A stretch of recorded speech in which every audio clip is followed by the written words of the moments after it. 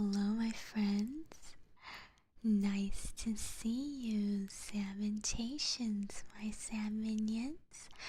Are we all having a good Tuesday evening? Because I'm not. I am really not. I'm not looking forward to this at all. I'm right now, as you can see, wait, let me.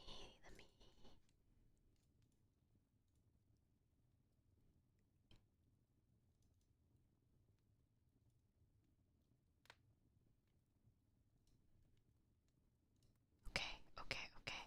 So, right now we're starting off with a kind of a silly one relating to League of Legends. But we got some scary ones down the road, and I'm really, really nervous. I'm so nervous. Oh my god. Okay, so I'm not very good with a lot of horror stuff. But I'm excited to be here, and I'm really excited that my wife is here. Hello, Zion, my love.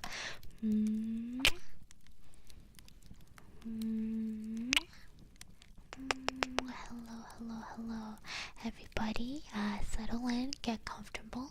Maybe grab a blanket, grab some popcorn. Just get really cozy, yeah. Just get super cozy because this is gonna be super spoopy. Maybe you'll even poop your pants. So if you feel like you need it, you can also grab a diaper or two. Yes, I love Mike and Ike's. Oh my god. Where is Mike and Ike in chat when you need them? But yeah, grab a snack. It's a good time to grab a snack. Yes, I need you all to hold my hand. Hold my hand with me as we read through some of these creepypastas. Watch this in the restroom? Yes, watch it on the toilet. But make sure you sit well, okay? Otherwise you're gonna get hemorrhoids. Watch out for hemorrhoids. Delta, good night. Thank you for dropping by. Sleep well. It do be kind of parasocial, but in my defense, it's for a good cause, okay? It's for a good cause because I'm scared. I'm really scared. So it's not actually parasocial. It's just you're lending me a hand, right? Get your mind out of the gutter. Yes, exactly. It's in context. And in this very specific context, it's totally okay.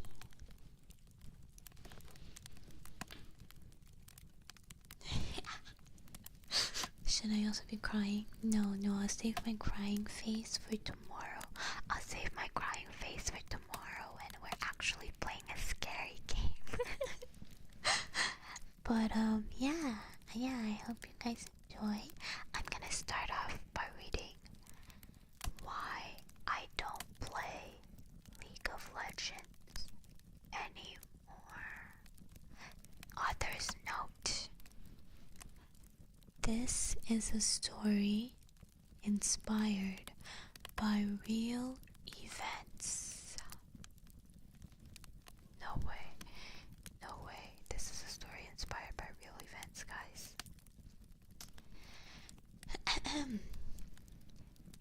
It's a grave understatement to say that as a kid, I was addicted to League of Legends. I came home from school every day just to play for hours until I fell asleep, never giving two beeps about anything other than my league rank, which I thought would be dropping every second I wasn't online. Sounds like me. If I was deprived of the game for a few days, I turned beep like a crack addict in withdrawal. I was no faker, but I'm pretty certain I played more hours than him per day. Yes, because actually I coached Faker. And it's no exaggeration to say that my obsession was almost fatal. I could play for over 20 hours without food, water, or sleep. Okay, yeah, no, I can't do that. That's a little bit too hardcore. No, real. Just leave my rank alone. If I don't touch it, I can't drop. But yeah, this is hitting a little bit too close to home, guys. It's not very nice. In fact, I avoid people when they talk about it. If someone asks me about the game, I pretend I don't know what it is. Oh, I missed a paragraph. I'm so sorry, guys. Things have gotten better since then. You might be glad to know that I deleted the game 2 years ago and I haven't touched it ever since. In fact, I avoid people when they talk about it. If someone asks me about the game, I pretend I don't know what it is. I threw away all the League merchandise I bought. Imagine buying League of Legends merch? Huh? Is this Varana? And deleted all the strategy manuals. Oh my god, imagine downloading strategy manuals for League of Legends. What are you, an El Bozo? I stay miles away from anything to do with the game these days. The reason I never want to be reminded of anything to do with this game again stems from a long ordeal I endured when I was 16. You have Faker merch? What the fuck, you nerd? I don't have a Teemo hat. Oh wait, I do have League merch. I have a Poro plush and I have a Gnar plush. Oh my god, wait, I'm the El Bozo with League of Legends merch. No way! No way, me too! Whoops!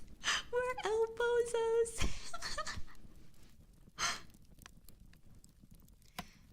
To see how it works, you can go play the game yourself. It's the most popular PC game in the world.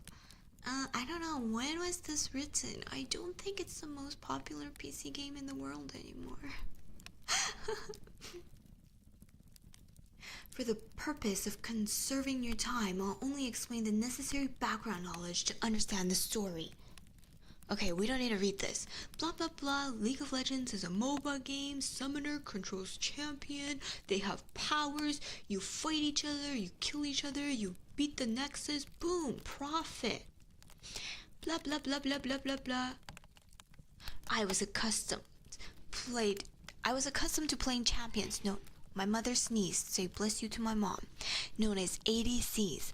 Attack damage carries, or marksmen, long-range, consistent damage dealers, usually starting with lower maximum health.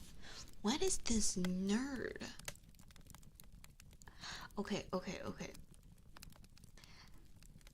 Due to lack of damage potential, people often find support champions boring to play. They are often blamed by ADCs and the rest of the team. However, a skilled support player was sought after by every AD carry ever, and I was no exception.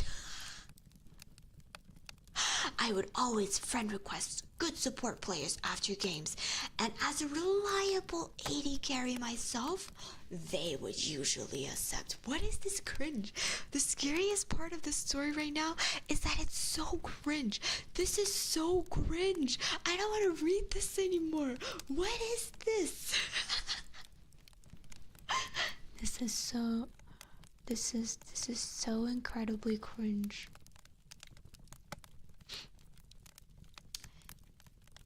That evening, I had just finished a victorious game which was completely turned around after an awful first half in which a defeat seemed certain. I had never been more frustrated in my life. Our team was full of noobs. I had been AFK for about I had been AFK for about half an hour after disconnecting, and what the fuck banned me for real? And when I returned, I had terrible ping.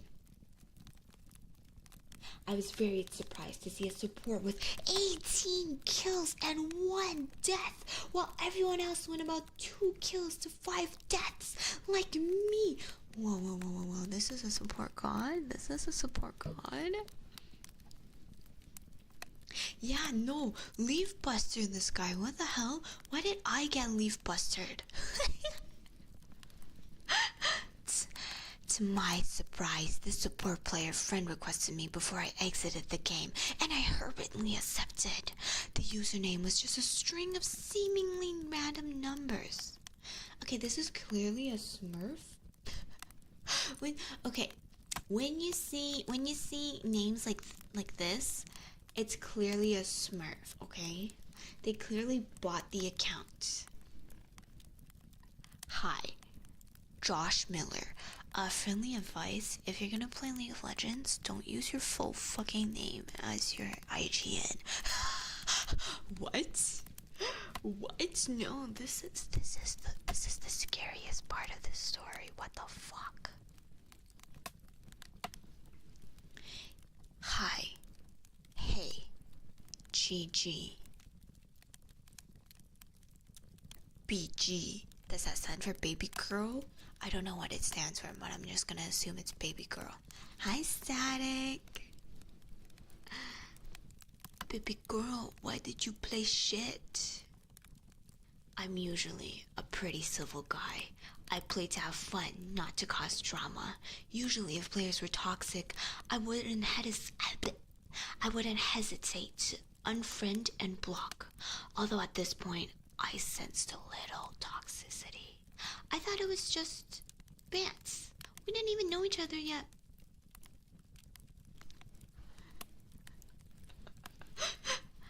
I was AFK, got bad ping. You look okay for match history. I'm good usually. AD carry main. Yeah, I play Lucian and Ezreal. You're a really good support though. What is your name? Josh. What's yours? Sophia. Oh my god. Oh my god, it's an e-girl. Oh my god, it's a Discord kitten. Oh my god, it's a Discord kitten, guys. Wait, you're a girl? You're a girl? No way, girl? Girl? Girl? No way, girl? No way, girl? Girl? Are you girl? Are you girl? Yeah, what's wrong with that? Nothing, just asking. You think I must be bad because I'm a girl? No, I never said that. It's just I haven't seen many girls on here. What is this cringe? What is this cringe? I'm about to rage quit this creepypasta. Ugh, why are they always like this? Well, sorry, I meant no offense.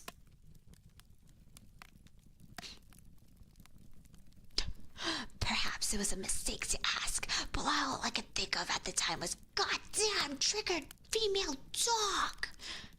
I closed the chat box, prepared to never talk to this girl again when I received an invite from her.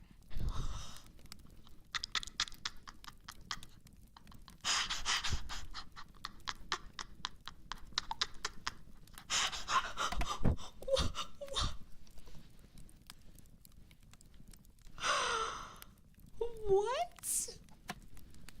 Oh, okay.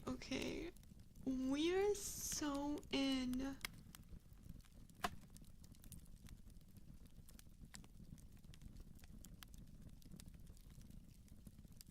Wait, I'm just gonna. Yeah, you know what? This seems like a cringe. Yeah, this I thought this was just gonna be funny, silly tea, haha. But this is cringe. If you want to read, yeah, if you want to read this cringe by yourself, you can look it up on the creepypasta wiki. We are moving on from this. I don't think my sanity can take this.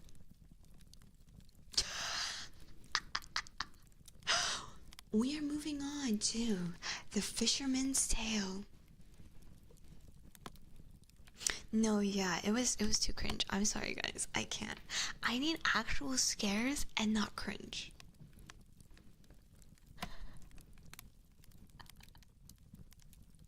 Okay, these are all so long. Okay, these are all creepy pastas that people suggested to me. So I'm assuming they're good, but that's okay. This one, at least I'm hoping this one's not cringe. Yeah, no, the scare is League of Legends. League of Legends is the scariest thing I've ever seen. Okay, the Fisherman's Tale. Before I start the story, I like to explain an expression from my native language, the Brazilian Portuguese. As you may have already concluded, I'm Brazilian. I was born and raised in a small town in Bahia, a state to the northeast of the country. My city basically survives through fishing, so I can pretty much say that the expression I'll explain right now is one commonly used here. Sorry, I really don't like the way that they're using their punctuation, but okay. I can't pronounce that. I'm not even gonna attempt to butcher it. Fisherman's tale.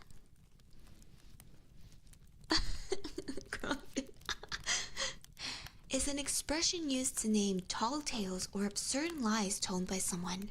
As you must have already guessed, it's named so because fishermen usually tell stories about giant fish they caught or some fantastic creature they saw in the ocean, or something like that. My dad used to be a fisherman, so I guess I can say I really heard a lot of these. Imagine saying, yeah, by the way, I caught a salmon lordette. Anyway, my family was really poor. Actually, the whole small, almost microscopic fishing-based town we lived in was really poor. Hey, this is like Dredge. The game Scion is playing right now. Oh my god. Well, not only that, we lived in one of the poorest regions of Brazil. Despite that, I can't really say that I had a bad childhood. On the contrary, actually, sure, we had our share of difficulties, but we had a simple life, and I never came close to starving or working as a child. Yippee, no child labor, love that for you, baby girl. As I already said, Mom was a school teacher. If you don't know about Brazil's basic education situation, then I'll just sum it up to you. It is awful. The government, okay, we don't care. It's bad. Okay. Especially Dad, who couldn't read at all. He had a very difficult life, and I won't be getting into detail with that. Not because I don't want to, but because he barely ever spoke about his younger days, which leads me to believe he went through some really tough shit. Guys, these stories are so long. Why do they need such long expositions? Tell me, boom, bam, scary ghost story. We are getting a history lesson here. Whenever he'd take his fishing trips with his fellow fishermen, he'd tell me one of his fishermen's tales. It usually was about some trouble he went through in high seas or something he heard of. I think that's how he tried to tell me stories so I could sleep easily before he left early in the next morning. And since he couldn't do the usually grab a fairy tale book and read your kids to sleep thing, I guess he made up his own stories.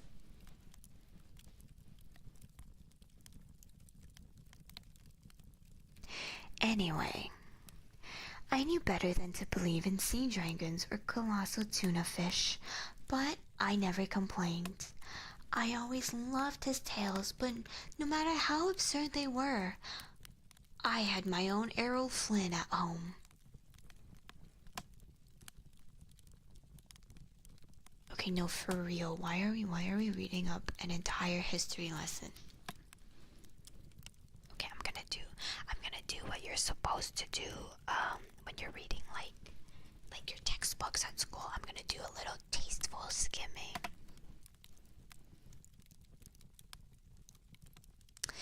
Finally, anyway, going back to the main subject, thank God I didn't need your entire history or your childhood background. That night at dinner, Dad was acting weird. He was silent. Usually he'd always tell Mom jokes. Okay, not dad jokes. making her slam the table as she laughed. But not that night. That night, he kept quiet, with a shocked look on his eyes, almost as if he'd seen a ghost. He was going to leave one more of his fishing ventures at high seas the next morning, so I expected a tale. Nothing.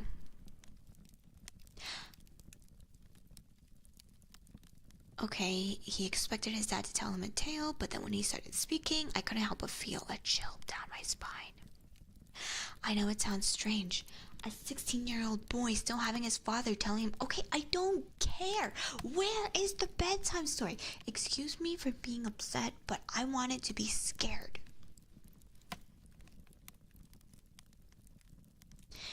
Tale time, isn't it, boy?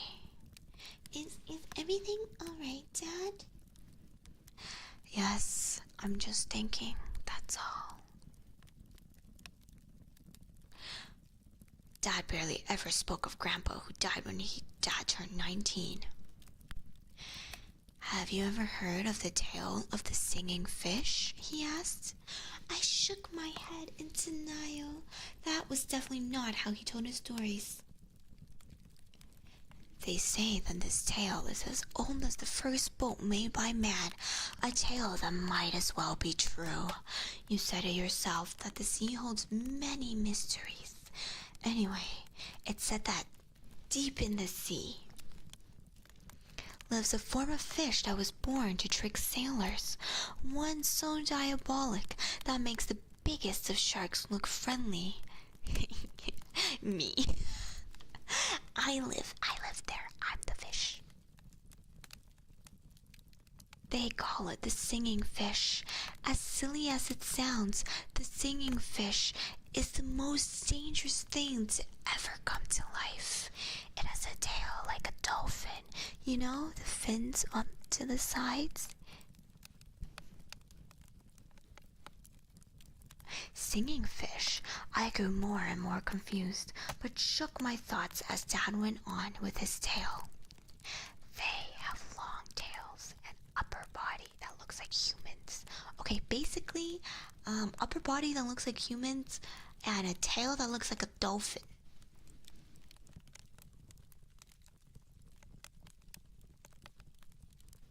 Hey, I have regular human legs. What do you mean?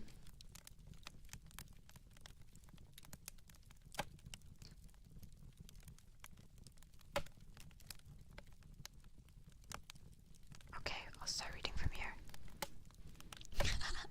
A were dolphin. Maybe like a siren. Maybe like a siren of some kind. Its voice? I asked. Yes, its voice, Dad calmly answered. A female voice, a beautiful voice that can't be forgotten. One so beautiful that messes with your head. You may hear once, but never twice. Whoever has an encounter with it vanishes in the ocean, along with the boat and whoever is in with them.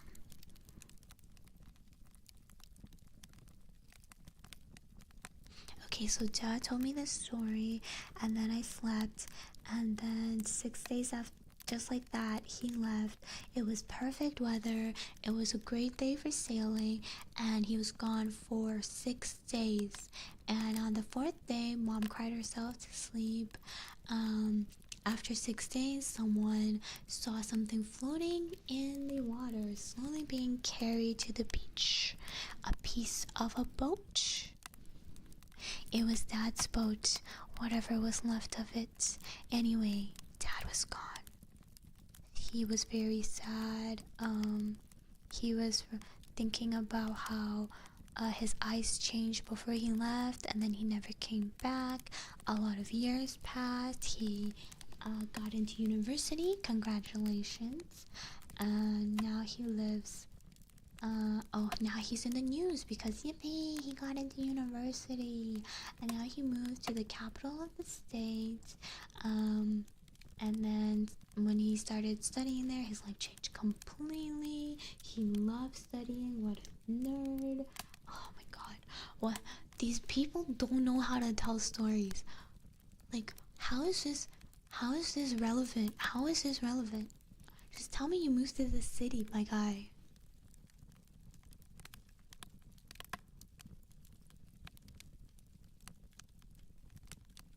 He heard something at night. Go to fuck to sleep. It's really late. It's only like 2 a.m. Guys, 2 a.m. is normie hours. You should not be sleeping at 2 a.m. Anyone sleeping at 2 a.m., you're an ill bozo. Real, it's the fan fiction syndrome, my god. Someone's singing. Oh my god, who's singing? We should go look. No, we have to stay inside. Don't listen. Don't listen. They listen. They're like slapping their face. What's going on? Have you ever heard the tale of the singing fish? Basically, he was spirited away. Yeah, he was spirited away by the siren. He heard the singing and then spirited away by the siren. Okay, you know what? Wait, this one is short. This one is short. Maybe this one's good. Maybe this one's good. The Beijinger. I've been to Beijing many times. Yeah, stop sleeping. What are you doing?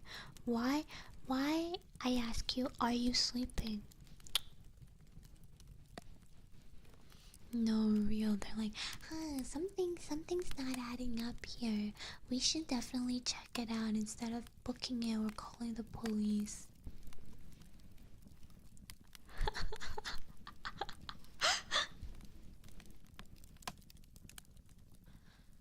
The last bus to Fragrant Hills. This story happened on November 14th, 1995 in Beijing. At midnight, bus 375 pulled out of the Yuanmingyuan bus terminus. This was the last bus of the night and its destination was Xiangshan. On board were the driver and a female conductor. The night was bitterly cold and a harsh wind was blowing. It stopped at the south gate next to the summer palace, and when the doors opened, 4 passengers got on. An old lady, a young couple, and a young man. The young couple sat up at the front behind the driver, while the old lady and the boy sat on the other side of the bus, beside the doors. As the bus drove through the night, all they could hear was the drone of the engine. It was a quiet, remote area, and there were no other vehicles on the road. After a while, the driver spotted 2 shadows by the side of the road, waving at the bus. The driver stopped, and when the doors opened, 3 people got on. Hey, look, guys, I can count. Salmon Lordette knows how to count. There were 2 men who were supporting a 3rd man between them, holding him up by his shoulders. The man in the middle looked, I can't pronounce this word, and his head was bowed so nobody could see his face. All 3 were dressed in traditional Chinese robes from the Qing dynasty, and their faces were deathly pale. The other passengers on the bus were scared and glanced nervously at each other as the driver pulled off and continued down the road. The female conductor tried to calm everyone down by saying, "Don't be afraid, they could just be actors shooting a costume drama in the vicinity. Maybe they got drunk after work and forgot to change clothes." The old woman kept turning around and staring at the 3 strangers who were seated at the back of the bus. There was an eerie silence. None of the passengers said a word. All they could hear was the wind whistling outside. After 3 or 4 stops, the young couple got off the bus. The bus driver and the female conductor were chatting and laughing. The old lady suddenly jumped to her feet and hit the young man sitting in front of her. She was shouting and making a big fuss, telling everyone that he had stolen her purse. The young man stood up and started arguing with her, but the old woman grabbed him by the collar and demanded that the driver let them off at the next stop so she could bring him to the police station. The young man was speechless. When the bus stopped, the old lady dragged the young man out. They watched as the bus drove off into the night, and the lady breathed a sigh of relief. "Where's the police station?" asked the young man. "There is no police station," the old lady replied. "I just saved your life." "What? How did you save my life?" the young man said, puzzled. "Those three were ghosts," the old lady replied. "Ever since they got on the bus, I had my doubts about them, so I kept looking back at them. It so happened that there was a wind blowing through the window and I saw everything. It lifted their long robes and I saw that they had no legs." The young man stared at the old lady in surprise. He started sweating. He couldn't say a word. The old lady called the police and told them what she had seen. "Could any of these men be the ghosts who rode bus 375 and it's just a regular photograph of some people?" Like, okay, dude. Legless behavior. The next day, bus 375 failed to report to the station. It had vanished along with the driver and the female conductor. The police searched the entire city but could find no trace of it. They questioned the old woman and the young man, but they dismissed their story and decided that they were mentally ill.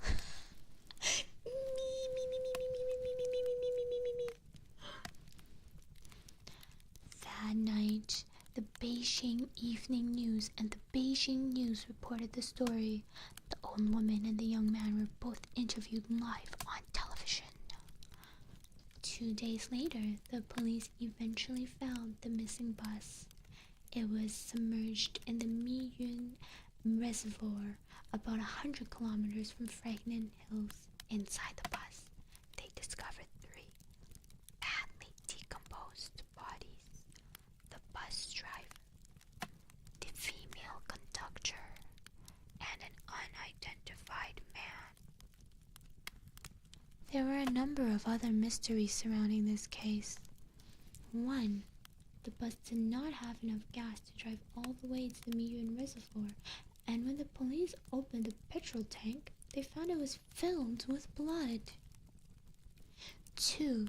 Even though the bodies were found only 2 days after they had disappeared, they were very badly decomposed.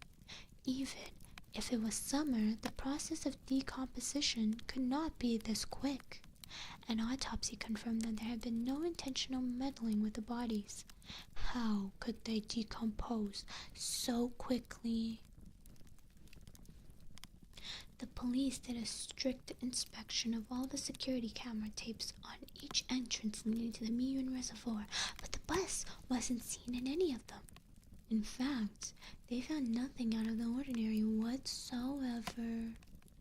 How could the bus get there without being seen?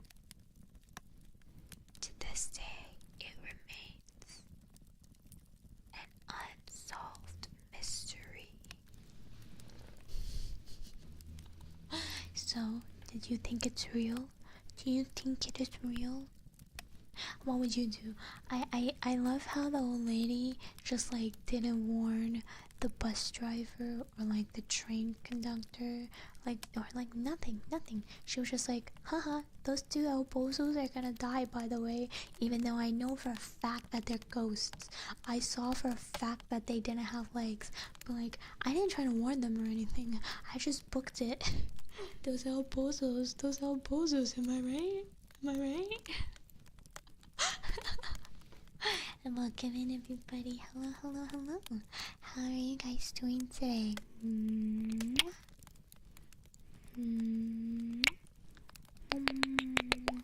Okay, that was a short one and it was very to the point. It wasn't that scary, but at least it wasn't giving us an entire history lesson. Okay, here I have Jeff the Killer pulled up, but listen, it's very long. I mean, this is a classic creepypasta, but I don't think we're gonna read this one. Yeah, it's too long. So we're gonna go to top ranked. Why is the website like this? Okay. The website is very stupid. Why is it loading like this? What is this? Okay, this one is the top rated one right now. How long is it? Oh my god, it's also so long. What are they doing? What are they all doing? Writing novels here? Okay, this one's not too bad. This one's not too bad.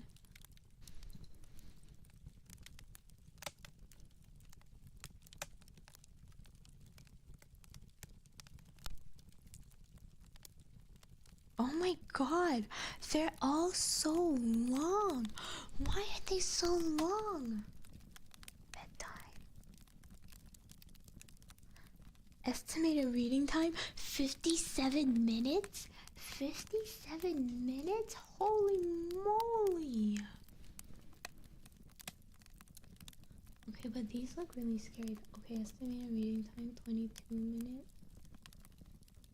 No, we don't read copy pastas here. Stating estimated reading time. What?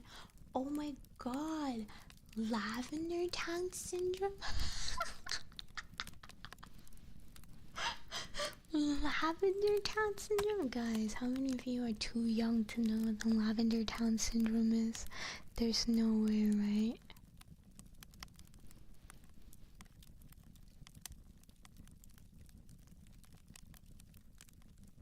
I mean, this one's really short.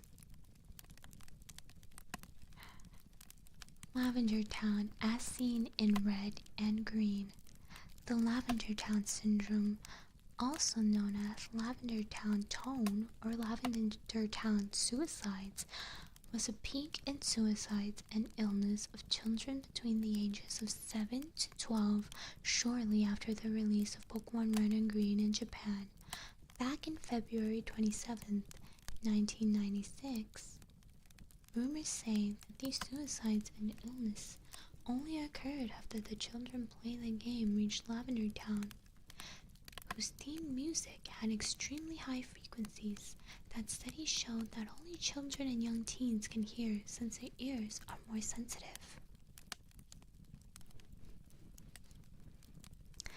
Due to the lavender tone, at least 200 children supposedly committed suicide, and many more developed illnesses and afflictions. The children who committed beep usually did so by hanging or jumping from heights. Those who did not act irrationally complained of severe headaches after listening to Lavender Town's theme.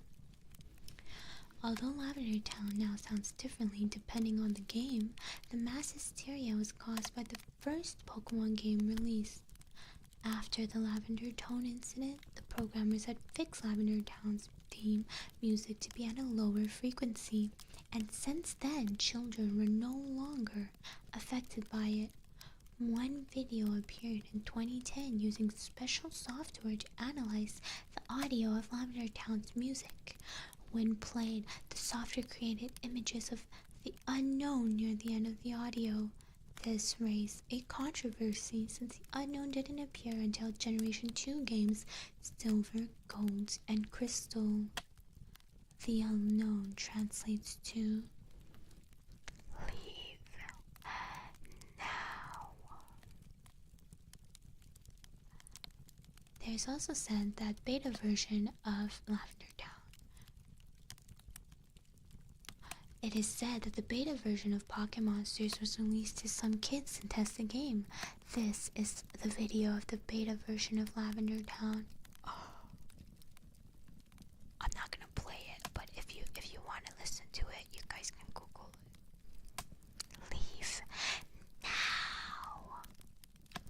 No, as a kid, this scared me so much.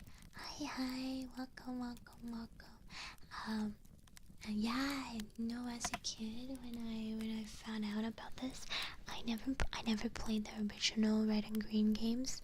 So yeah, I never played them, but like I just found out about them on the internet like years later, right? And it was so scary because like so many people were like, yeah, this is real, listen to it if you dare, listen to it if you dare. And and I was like, well, I mean, do I dare though? I was so scared. Like so many Pokemon theories scared the shit out of me. Yeah, the old the old mansion in the forest in the Sinnoh region. There's like this little girl that floats out of her room, and other ghosts that are just in that mansion for no freaking reason. And as a kid, I didn't know about them, right? So when I went in and I saw them, it scared the shit out of me. It scared me, dude. I was so scared. I was like,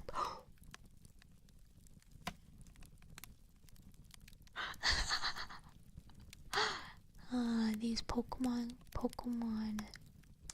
spoops are really spoopy.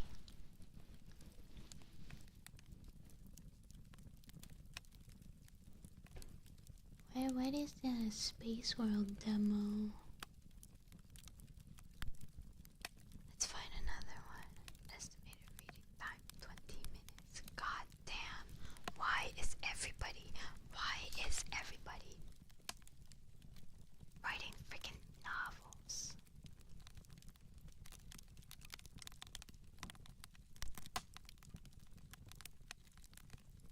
This one's not too bad.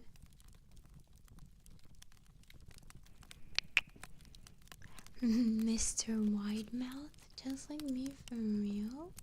Okay. Here's a short one.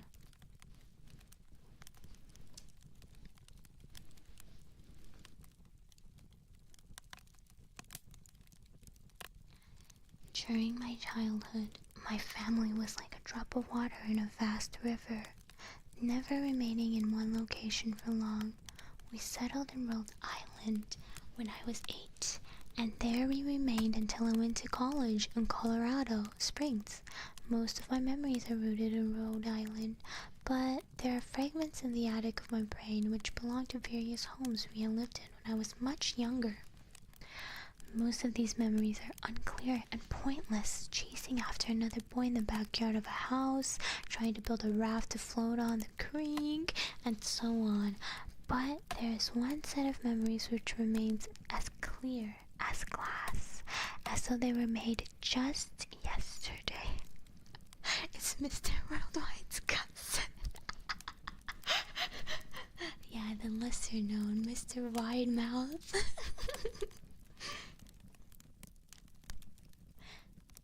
I often wonder whether these memories are simply lucid dreams produced by the long sickness I experienced that spring. But in my heart, I know they are real. We were living in a house just outside the bustling metropolis of New Vineyard, Maine, population 643. It was a large structure, especially for a family of 3. There were a number of rooms that I didn't see in the 5 months that I resided there. In some ways, it was a waste of space, but it was the only house on the market at the time, at least within an hour's commute to my father's place of work. The day after my 5th birthday, I came down with a fever. The doctor said I had a mononucleosis, which meant no rough play and more fever for at least another 3 weeks. It was horrible timing to be bedridden. We were in the process of packing our things to move, and most of our things were already packed away in boxes, so my room was barren. My mother brought me ginger ale and books several times a day, and that's yeah, blah blah blah. I don't exactly recall how I met Mr. Widemouth. I think it was about a week after I was diagnosed with mono. My first memory of the small creature. Mr. Widemouth is small? Ain't no way. What? My first memory of the small creature was asking him if he had a name. He told me to call him Mr. Widemouth, because his mouth was large. In fact, everything about him was large in comparison to his body, his head, his eyes, his crooked ears, but his mouth was by far the largest. You look kind of like a furry, I said as he flipped through one of my books. Mr. Widemouth stopped and gave me a puzzled look. Furby? What's a Furby? He asked. I shrugged. You know, the toy, the little robot with the big ears. You can pet and feed them almost like a real pet. Oh, Mr. Widemouth resumed his activity. You don't need one of these. They aren't the same as having a real friend. I remember Mr. Widemouth disappearing every time my mother stopped by to check in on me. I lay under your bed, he later explained. I don't want your parents to see me because I'm afraid they won't let us play anymore. Can you read Telltale Heart? I've read it before, but I remember that it was pretty long, right?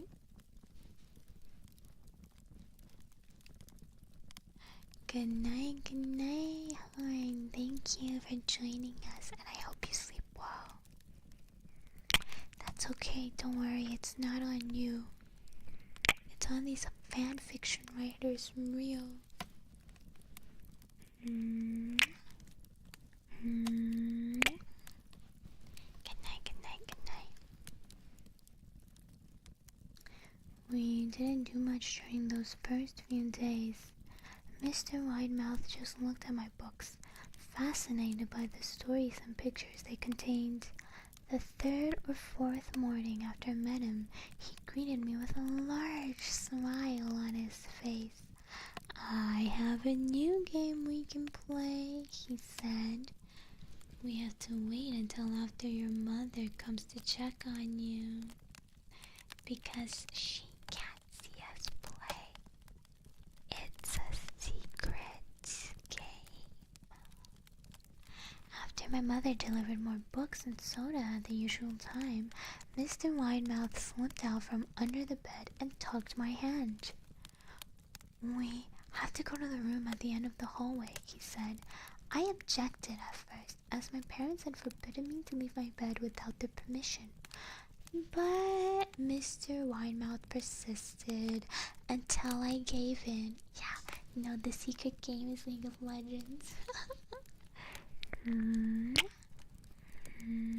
Play League of Legends with me. You're sick, baby? Well, get out of bed. League of Legends will make you feel better. Let's play League of Legends. You play League of Legends with me, right? Hi, Harper. The room in question had no furniture or wallpaper. Its only distinguishing feature was a window opposite the doorway. Mr. Widemouth darted across the room and gave the window a firm push, flinging it open. He then beckoned me to look out the ground below. We were on the second story of the house, but it was on a hill, and from this angle the drop was farther than the 2 stories to the incline. I like to play pretend up here, Mr. Widemouth explained. I pretend that there is a big soft trampoline below this window, and I jump. If you pretend hard enough, you bounce back up like a feather. I want you to try. I was a 5-year-old with a fever, so only a hint of skepticism darted through my thoughts as I looked out and considered the possibility. It's a long drop, I said. But that's all a part of the fun. It wouldn't be fun if it was only a short drop. If it were that way, you may as well just bounce on a real trampoline. I toyed with the idea, picturing myself falling through thin air only to bounce back to the window on something unseen by human eyes. But the realist in me, the realist in me at 5 years old, by the way, prevailed. Maybe some other time, I said. I don't know if I have enough imagination. I could get hurt. Mr. Widemouth's face contorted into a snarl. But only for a moment.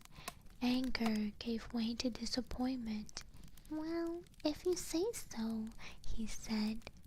He spent the rest of the day under my bed, quiet as a mouse. The following morning, Mr. Widemouth arrived holding a small box. I want to teach you how to juggle, he said. Here are some things you can use to practice before I start giving you lessons. I looked in the box. It was full of knives. My parents will kill me, I shouted, horrified that Mr. Widemouth had brought knives into my room, objects that my parents would never allow me to touch. I'll be spanked and grounded for a year. Real. Mr. Widemouth frowned. It's fun to juggle with these. I want you to try it. I pushed the box away. I can't. I'll get in trouble. Knives aren't safe to just throw in the air. Wow, this 5-year-old is very smart. I know a lot of 5-year-olds who would just try it if their fun little teeny tiny creature friend said, here, try it. Mr. Widemouth's frown deepened into a scowl. He took the box of knives and slid under my bed, remaining there the rest of the day. I began to wonder how often he was under me. I started having trouble sleeping after that. Mr. Widemouth often woke me up at night saying he put a real trampoline under the window. A big one that I couldn't see in the dark. I always declined and tried to go back to sleep, but Mr. Widemouth persisted. Sometimes he stayed by my side until early in the morning, encouraging me to jump. He wasn't so fun to play with anymore. My mother came to me one morning and told me I had her permission to walk around outside. She thought the fresh air would be good for me, especially after being confined to my room for so long. Ecstatic, I put on my sneakers and trotted out to the back porch, yearning for the feeling of sun on my face. Ah, sun. I wonder what that feels like. Mr. Widemouth was waiting for me. I have something I want you to see, he said. I must have given him a weird look because he then said, it's safe, I promise. I followed him to the beginning of a deer trail which ran through the woods behind the house. This is an important path, he explained. I've had a lot of friends about your age. When they were ready, I took them down this path to a special place. You aren't ready yet, but one day I hope to take you there. What's the sun? Girl, I don't know. I play League of Legends. I returned to the house wondering what kind of place lay beyond that trail. 2 weeks after I met Mr. Widemouth, the last load of our things had been packed into a moving truck. I would be in the cab of that truck, sitting next to my father for the long drive to Pennsylvania. I considered telling Mr. Widemouth that I would be leaving, but even at 5 years old, I was beginning to suspect that perhaps this creature's intentions were not to my benefit. once again, this is a so super duper clever child. What the fuck? I'm pretty sure if I was 5, I would just be like, okay, I love you, Mr. Widemouth. You're like my fairly odd parent.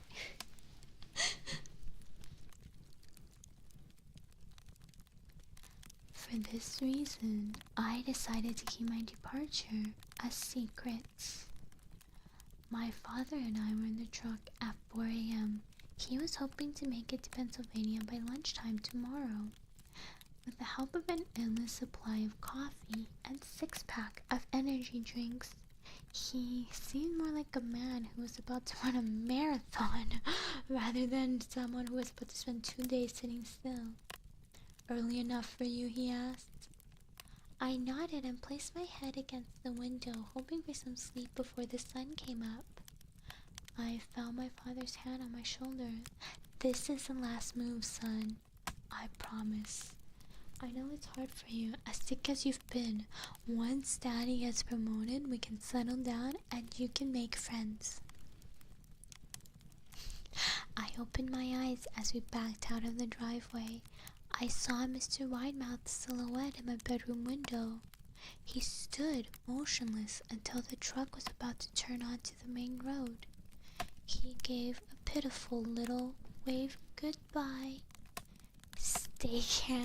Steak knife in hand. What the fuck? I didn't wave back. Years later, I returned to the new vineyard. The piece of ladder house stood upon was empty except for the foundation, as the house burned down a few years after my family left.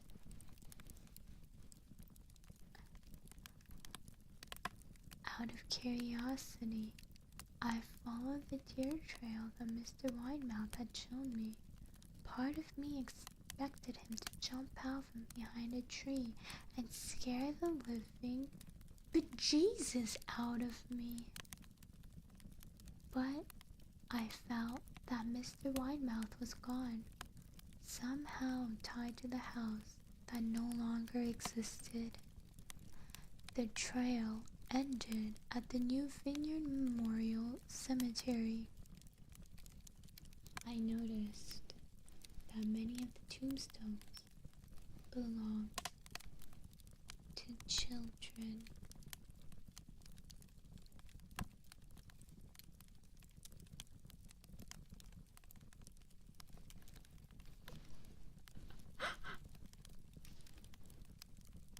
Real shock face. Okay, that was kind of spoopy. I liked it. I liked that one.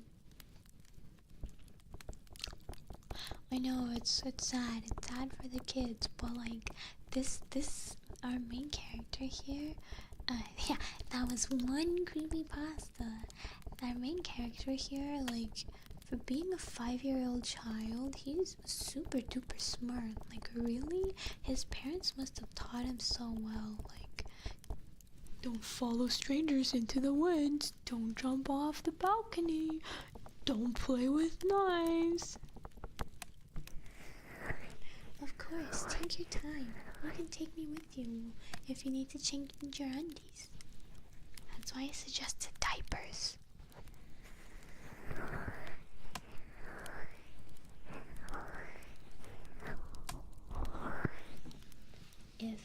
If that was me, if that was me, I would be like, wow, Mr. Widemouth is my fairy. Mr. Widemouth, my friend. Wow, Mr. Widemouth. Sure, I'll play with you. It's good that he was a lot smarter than I am. After all, not a lot of people can be born with 0 brain cells like me. Okay, I'm gonna take a quick break. We're gonna do some triggers so I can rest on my voice to read some more creepypastas. Do you guys say pasta or do you guys say pasta?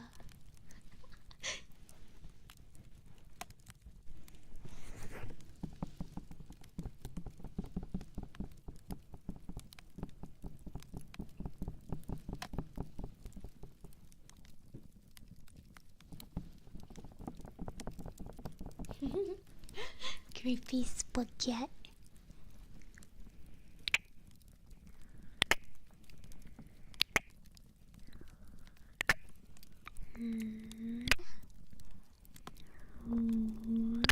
Pasta. Spaghetti. Somebody touched my spaghetti.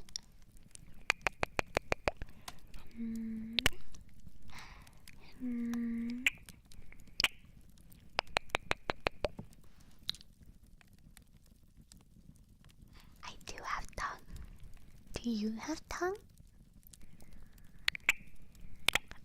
I much more prefer creepy ravioli.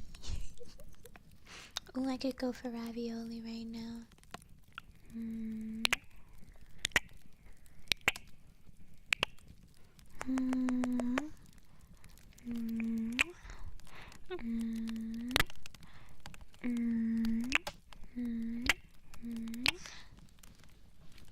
Hey, chat. Hey, chat, guess what, chat? I love you, chat.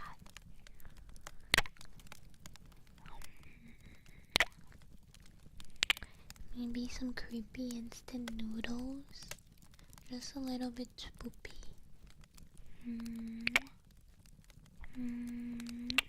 Creepy lasagna. They all sound pretty good.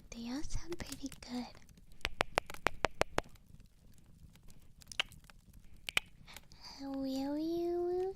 Yes, Willie. I love you so much. Did you know that, chat?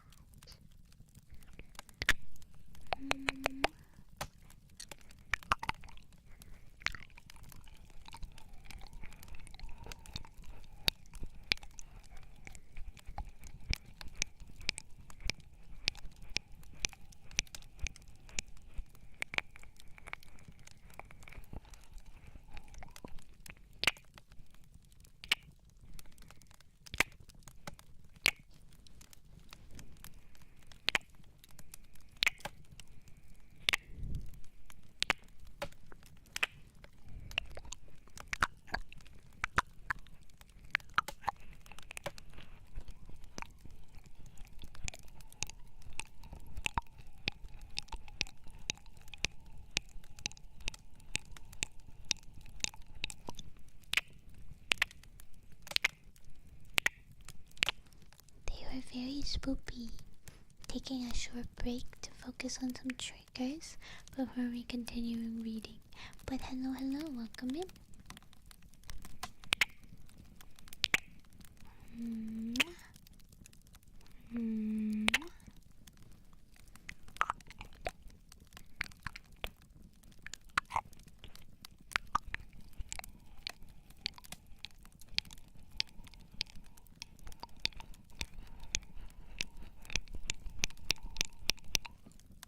The ghost is tapping at your door like this.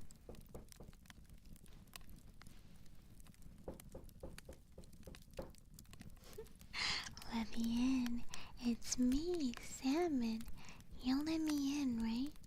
You'll let me in? It's cold out here. It's so cold. Let me in. Don't worry, you won't regret it. Don't worry. You won't regret letting me into your home. The pastas are... Well, we had like one or two creepy ones, but a lot of them are like fan fiction.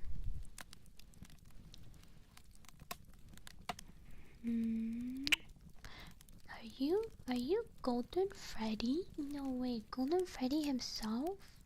Hi. Big fan. Actually, I actually like the OG Freddy a little more. I'm sorry, Golden Freddy, but like big fan of your franchise.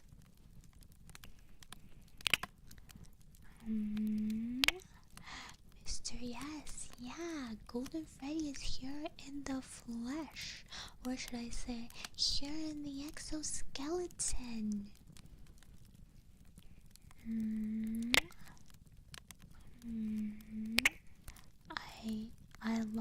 I love Freddy, but if I had to pick from the original animatronics, I would be a Foxy girl. Sorry, not sorry, Foxy. Chef's kiss. What Foxy's so dashing for? Get it? Because he runs really fast, so he's dashing.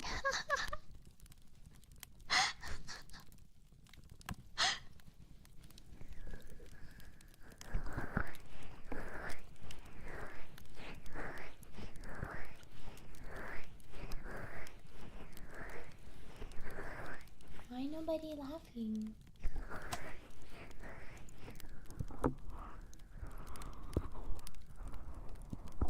Why nobody laughing? Laugh!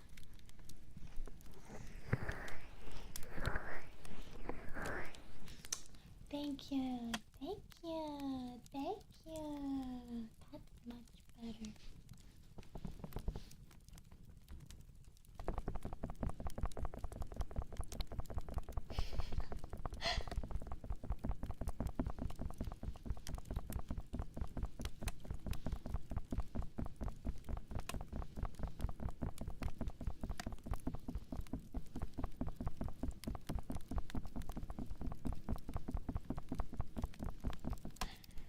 I want you to laugh in the way Kaido laughs in One Piece. Like that.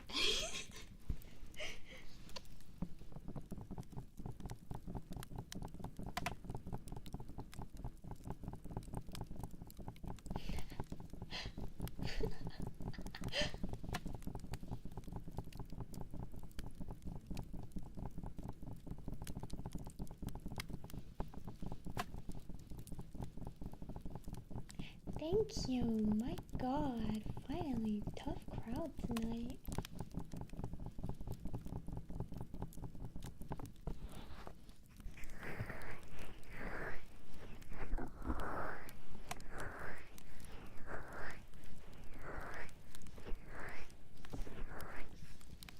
I don't remember how Perona laughs. It's been so long since we've seen her.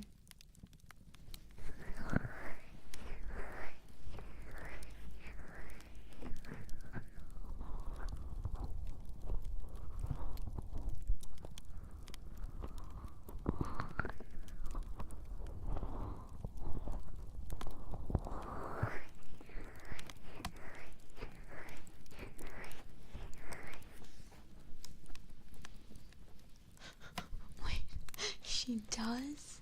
Like Horo from Shaman King? No way. Any Shaman King enjoyers out there? Shaman King stats?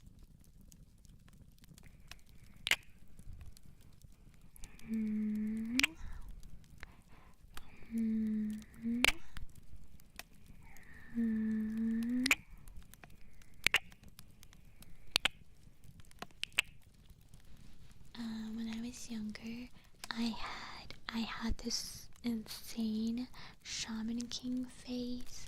I watched the anime, but I also read through a lot of the manga. I never managed to finish it, but when the remake came out, I was so excited. Ooh. But I never finished it. I never caught up with it for some reason.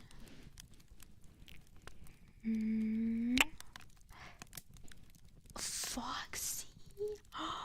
Wait, is that Foxy from Five Nights at Freddy's? The Foxy? Oh my god, wait.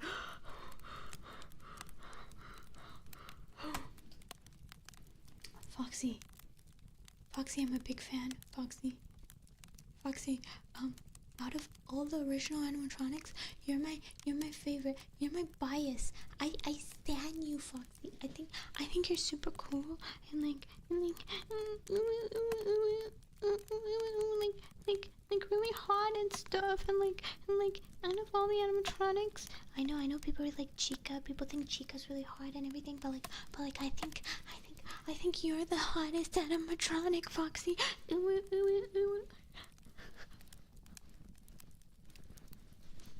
Can I get your autograph, Foxy, please?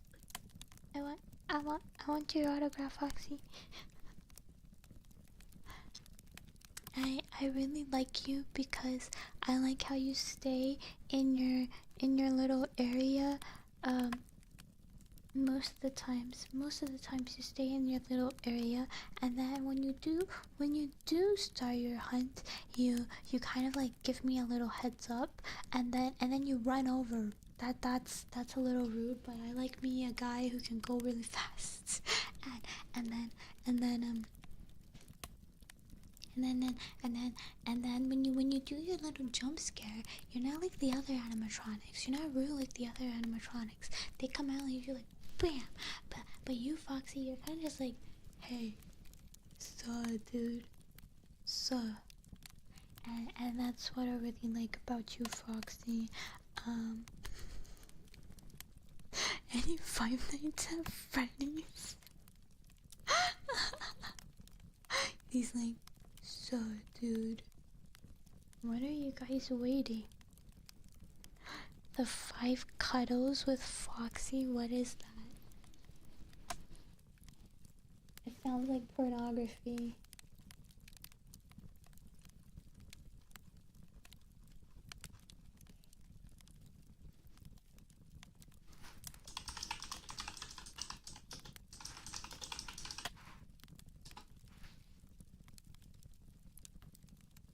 Nothing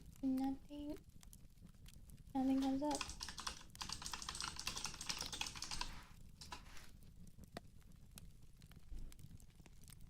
This is fanfiction. This is on fanfiction.net, and this is not appropriate. Oh.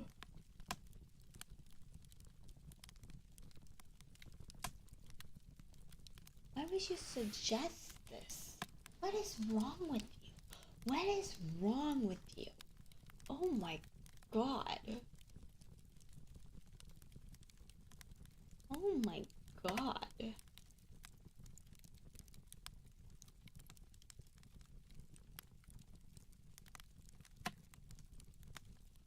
I just want to help. Send it to me in private. Why are you sending it to me out in the open like that, huh?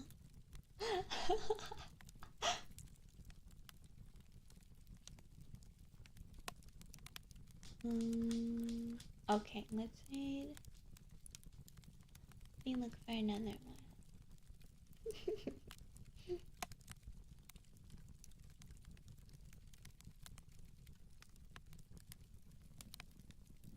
Boom, boom, boom. Oh, my dog says hi, everyone. My dog says hi.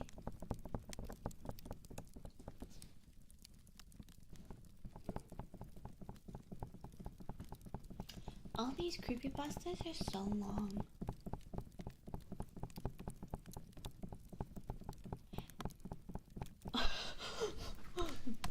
Golden Freddy himself is here too, with Foxy. Yo, we have the whole FNAF cast here. The entire FNAF cast at the Salmon stream. Wait, I'm a big fan. I love Five Nights at Freddy's.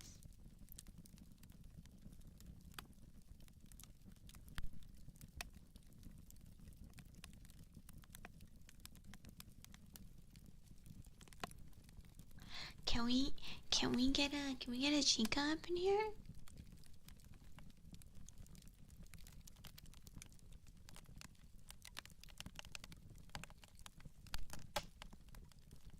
My god, I must be famous or something if everyone from Freddy's Pizzeria is coming to visit me.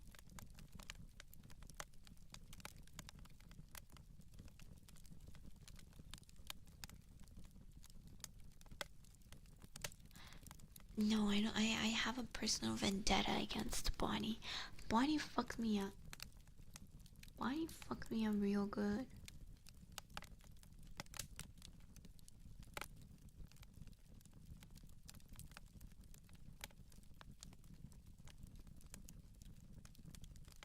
Oh, I really like this one, but it's a little bit long. That's okay. Maybe we read this one and call it a night. Was that the But of 87, was that? Yeah, we're the OG Freddy Fazbear. Hello, calling OG Freddy Fazbear. Are you there, Freddy Fazbear? Freddy Fazbear, where could you be? I miss you so, Freddy Fazbear.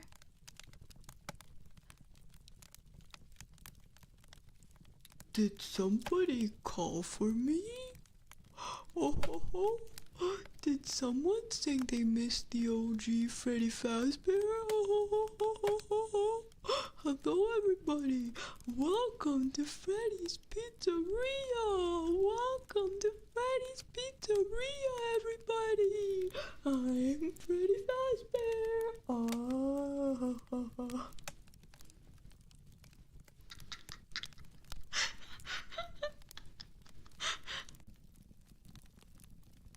Hi everyone! How do I get him to move? Hi everyone! I'm Freddy. Wait, I want him to be small actually. Here, he's just a little thing. He's right there.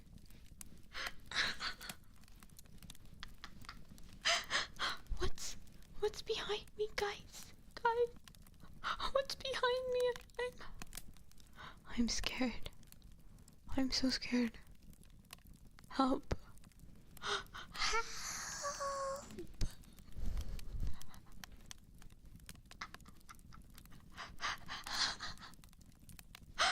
Don't worry, Freddy and I, we go way back. So don't worry about it. He's actually my good friend. I would like to formally introduce Freddy Fazbear to the Salmon stream. Everybody, say hi to Freddy Fazbear. Oh, what a friendly group of people. Thank you for the warm welcome. My name is Freddy Fazbear and welcome to my pizzeria. I have good friends Bonnie, Chica, and Foxy, but they're not with me at the moment. That's okay, Freddy. We will love you for you, not for any other animatronic. I totally didn't think my favorite animatronic is Foxy.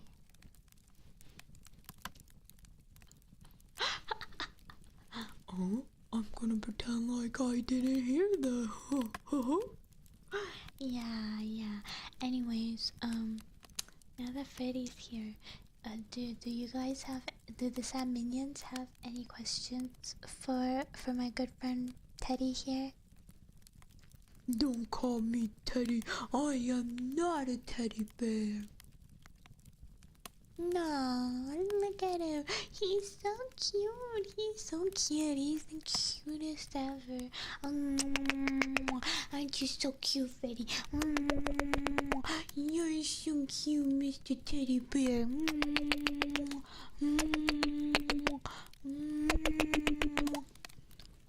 How big am I? I'm humongous. Whoa. PG-13, my friend. I have a movie? Wait a minute. Who told you I had a movie?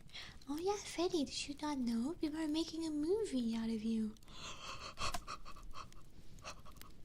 Technology these days.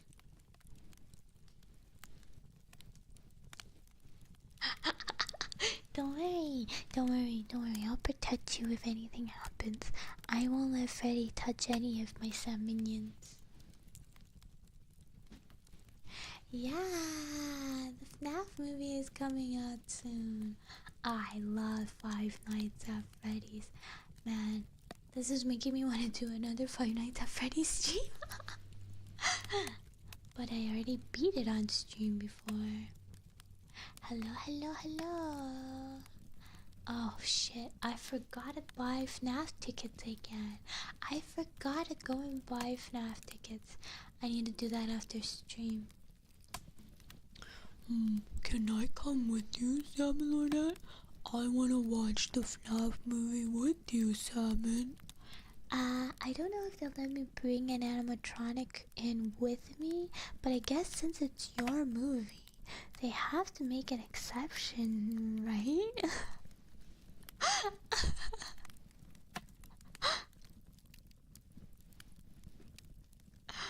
Yeah, but like, do I really want to torture myself again, Ramses?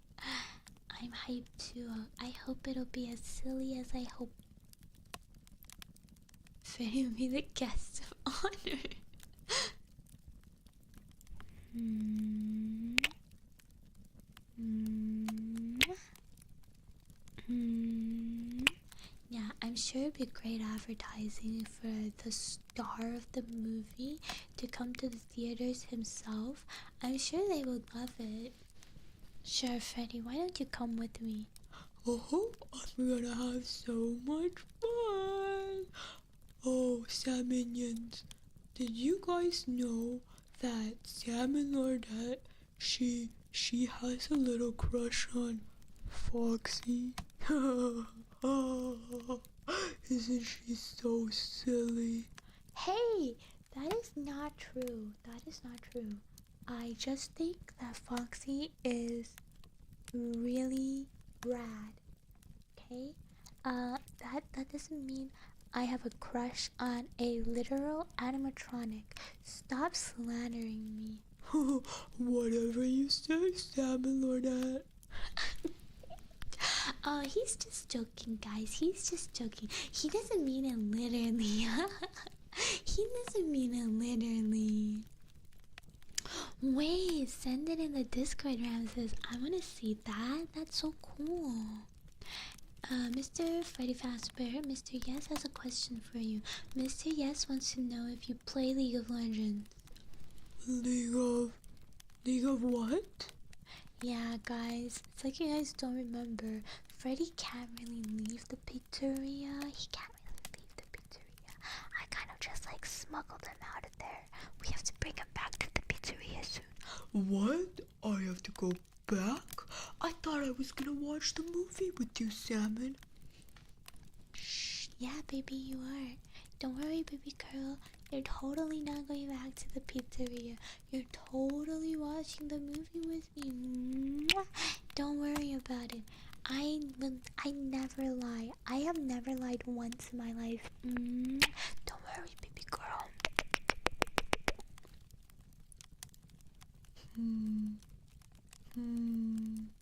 Well, okay. If you say so, Salmon Lordette. What the fuck are we doing? What the fuck are we doing? Are we still eating creepypastas?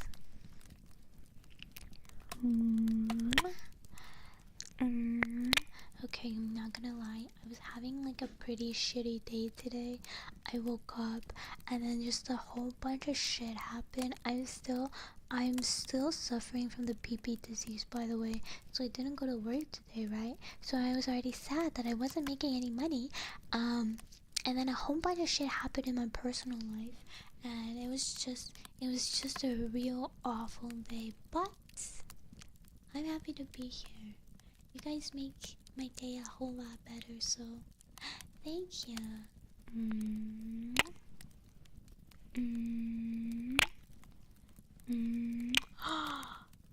Bonnie! Hi, Bonnie. Hi, Bonnie. Bonnie? Bonnie, is that you, Bonnie? Bonnie, how are you here, Bonnie? I thought you were at the pizzeria. Bonnie, speak to me. Are you okay, Bonnie? Do you need my help, Bonnie?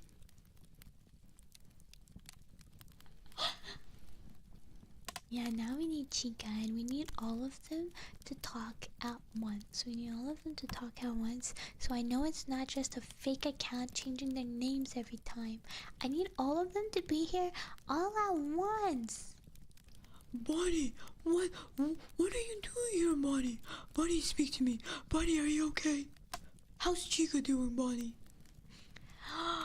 Oh my god, Bonnie's giving us a solo performance! Yay! Thank you so much for spoiling us, Bonnie.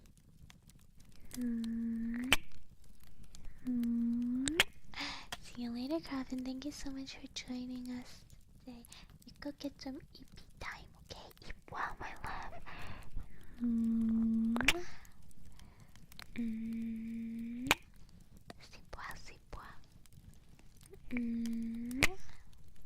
Oh my god, Bonnie, that's so beautiful. And good night, David. You get some rest as well, okay? Sleep well, David.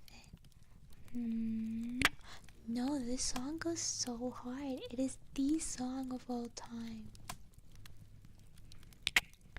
Ramses, you have fun at work. Have fun. Stay safe and make tons of dollar bills, baby girl. See you later. Mwah.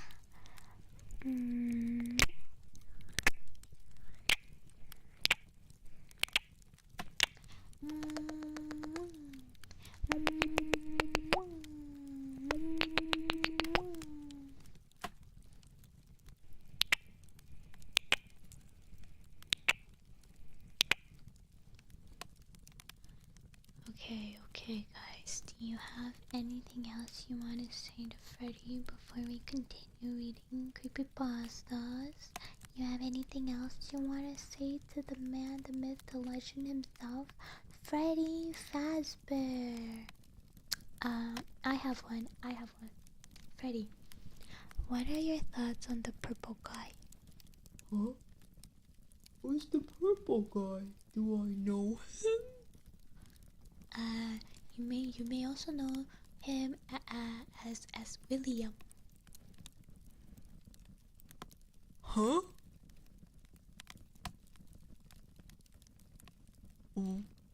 William?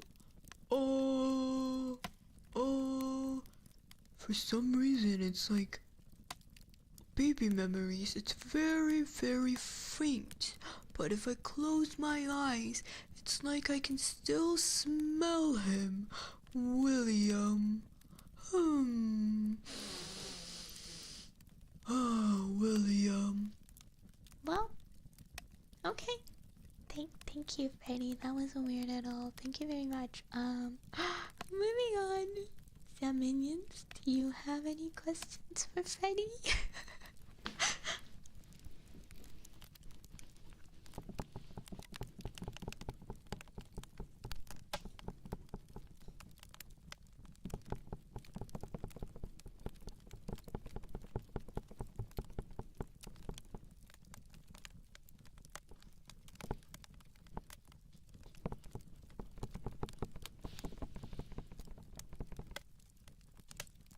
Coupons? Yes, I do. Here, free coupons for everyone.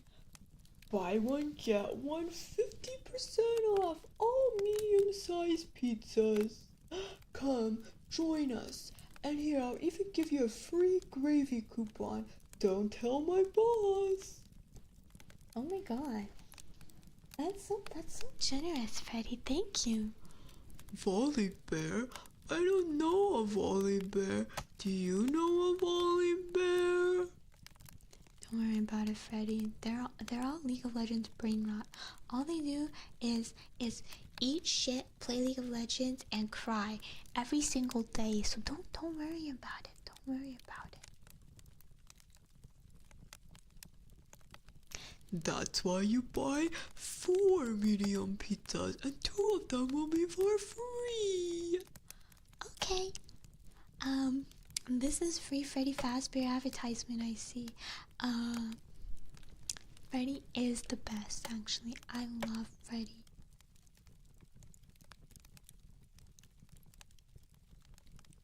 Okay, I'm gonna read this one.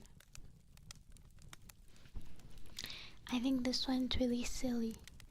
In like the spoopy way.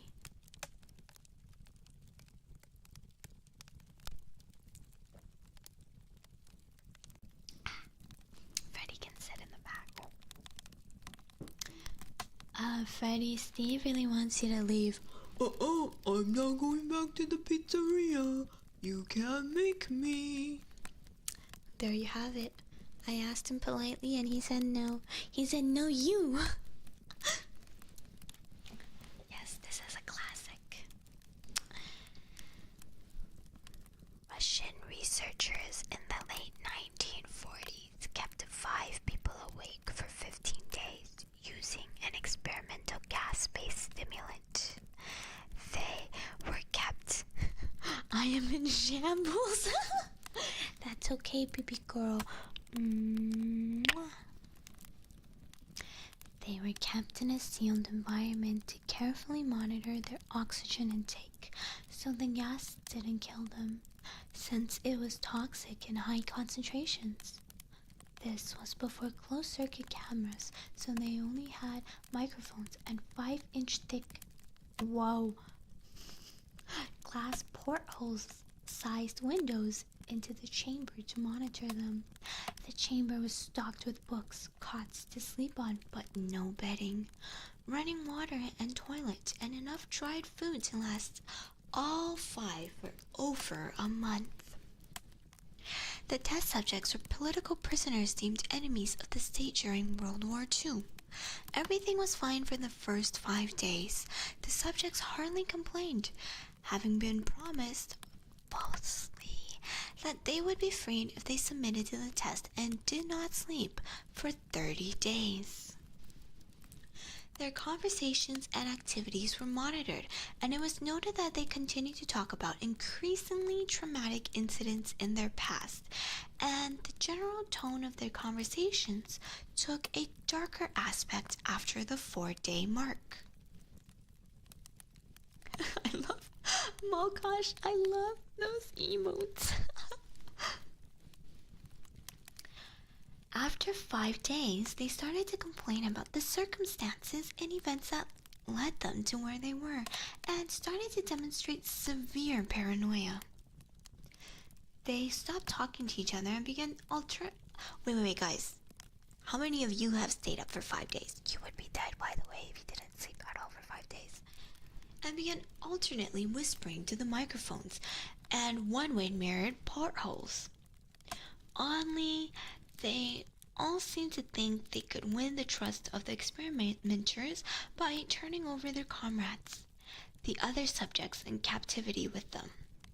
At first, the researchers suspected this was an effect of the gas itself. Yeah, this one's good. I really like this one. And hello, Chica. Chica, how are you doing, Chica? Do you have a cupcake for us? Ow. I eat your cupcake, Chica. Keep that up and I'm gonna eat you like a chicken nugget. Ow. Ow. Oh my goodness, Chica, you just missed him. Bonnie was just here. How are you doing, Chica, my friend? I'm pretty sure you would just completely die. I mean, if you get naps in, I'm sure it's fine. Yeah, just like raw dogging the chicken nugget real. You don't know Freddy? Oh, I think Chica must have hit her head from all those jump scares she was doing. So sorry, Freddy. Oh, that's okay. Sometimes it happens. You're very understanding.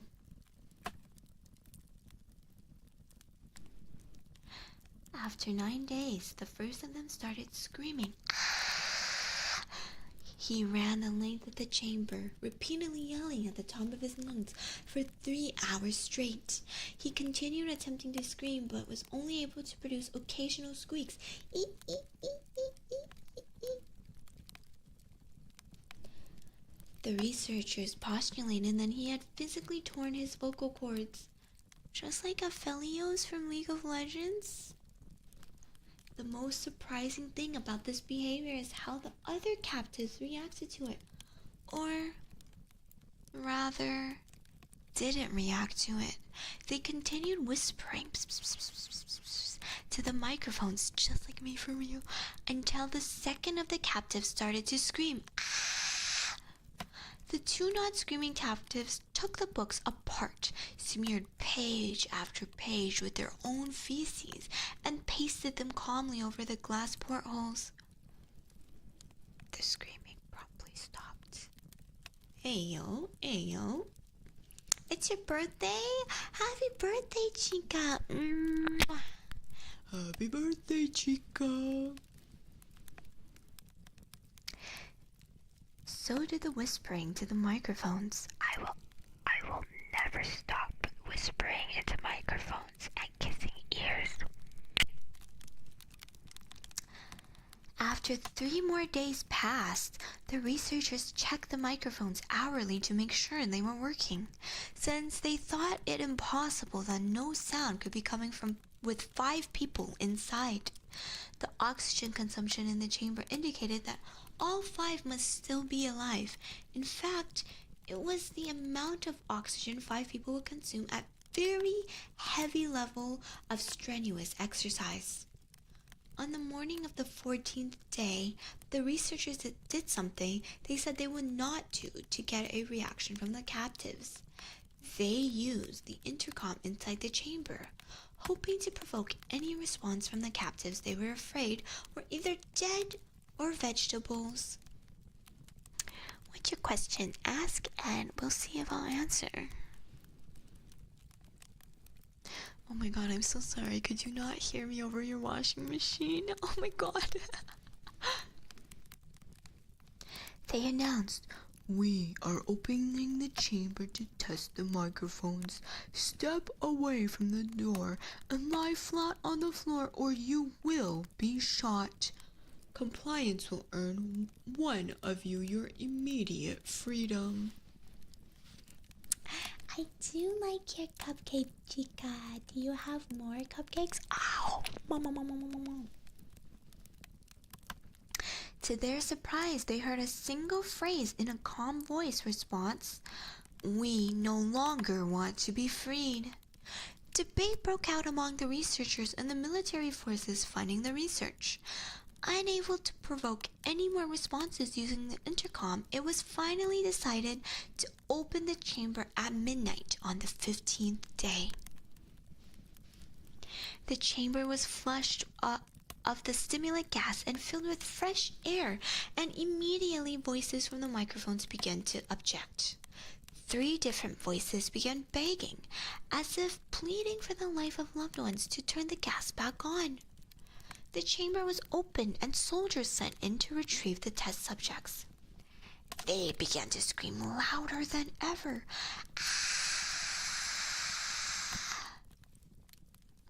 And so did the soldiers when they saw what was inside. 4 of the 5 subjects were still alive, although no one can really call the state that any of them in life. What's your question, Chica? The food rations past day 5 had not been so much as touched. There were chunks of meat from the dead test subjects' thighs and chest stuffed into the drain in the center of the chamber, blocking the drainage and allowing 4 inches of water to accumulate on the floor. Precisely how much of the water on the floor was actually blood was never determined. All 4 surviving test subjects also had large portions of muscle and skin torn away from their bodies. The destruction of flesh and exposed bone on their fingertips indicated that the wounds were inflicted by hand, not with teeth as the researchers initially thought. Closer examination of the position and the angles of the wounds indicated that most, if not all of them, were self-inflicted. The abdominal organs below the ribcage of all 4 test subjects had been removed, while the heart, lungs, and diaphragm remained in place. The skin and most of the muscles attached to the ribs had been ripped off, exposing the lungs through the ribcage. All the blood vessels and organs remained intact. They had been taken out and laid on the floor, fanning out around the eviscerated but still living bodies of the subjects. The digestive tract of all 4 could be seen to be working, digesting food. It quickly became apparent that what they were digesting was their own flesh that they had ripped off and eaten over the course of days.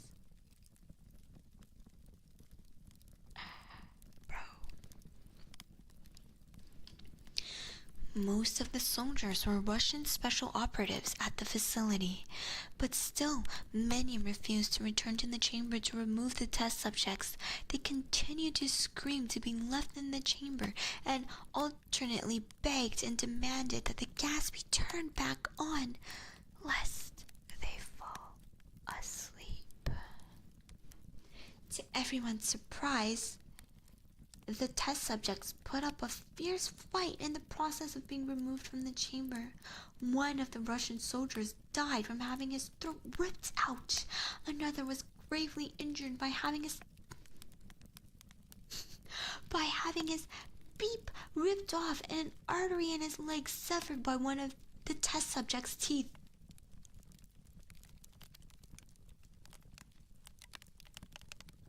Another 5 of the soldiers lost their lives if you count ones that committed suicide in the weeks following the incident.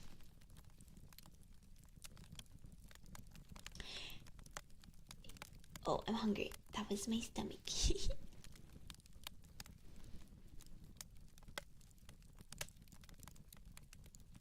So sorry, my VTuber studio crashed. I was too hungry. My phone was like, nah girl, no more for you.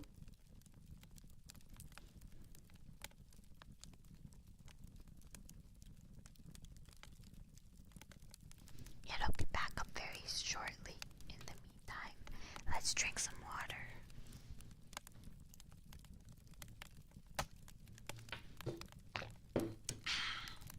There we go.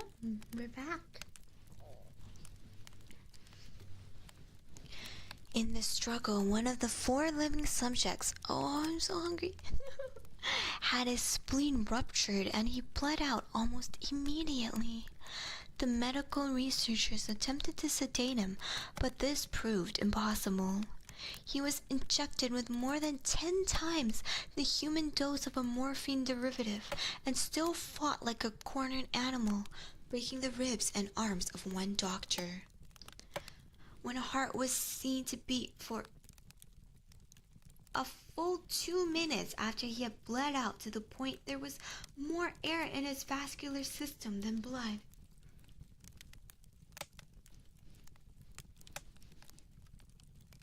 Even after it stopped, he continued to scream and flail for another 3 minutes, struggling to attack anyone in reach and just repeating the word more, more, more over and over, weaker and weaker, until he finally fell silent. Here, I give you a big hug, my love, and a kiss.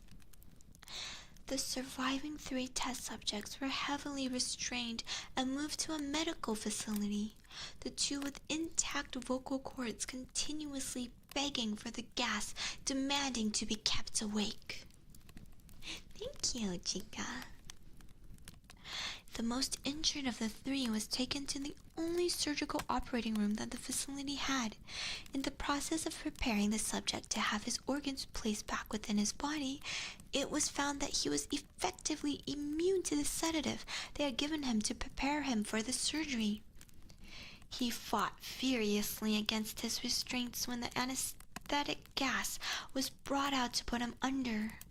He managed, oh my god, to tear most of the way through a 4-inch wide leather strap on one wrist, even though the weight of a 200-pound soldier was holding that wrist as well.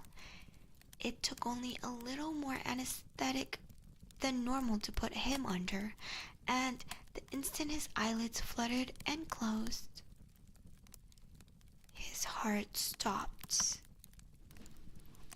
In the autopsy of the test subject that died on the operating table, it was found that his blood had tripled the normal level of oxygen. His muscles that were still attached to his skeleton were badly torn, and he had broken 9 bones in his struggle to not be subdued. Most of them are from the force his own muscles had exerted on them. The second survivor had been the first of the group of 5 to start screaming.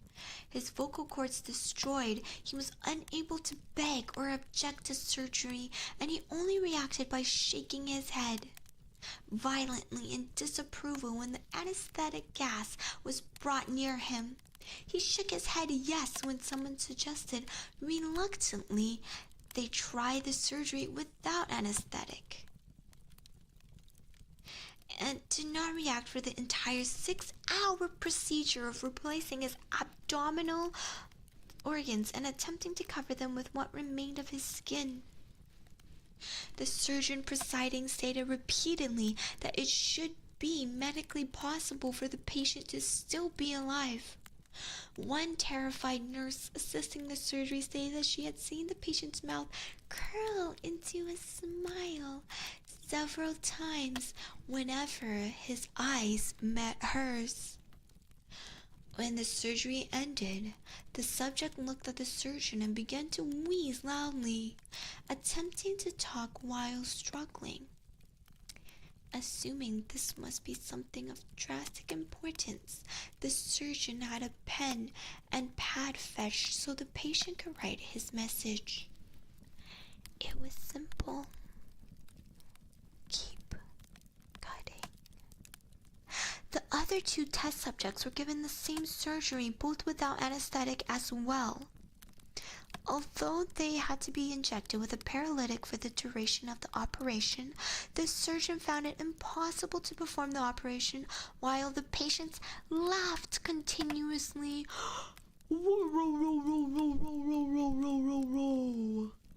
Once paralyzed, the subjects could only follow the attending researchers with their eyes. The paralytic cleared their system in an abnormally short period of time, and they were soon trying to escape their bonds. The moment they could speak, they were again asking for the stimulant gas. The researchers tried asking why they had injured themselves, why they had ripped out their own guts, and why they wanted to be given the gas again. Only one response was given. I must remain awake. All 3 subjects' restraints were reinforced and they were placed back into the chamber, awaiting determination as to what should be done with them. The researchers, facing the wrath of their military benefactors for having failed the stated goals of their project, considered euthanizing the surviving subjects. The commanding officer, a former KGB agent, instead saw potential and wanted to see what would happen if they were put back on the gas. The researchers strongly objected, but were overruled. In preparation for being sealed in the chamber again, the subjects were connected to an EEG monitor and had their restraints padded for long-term confinement.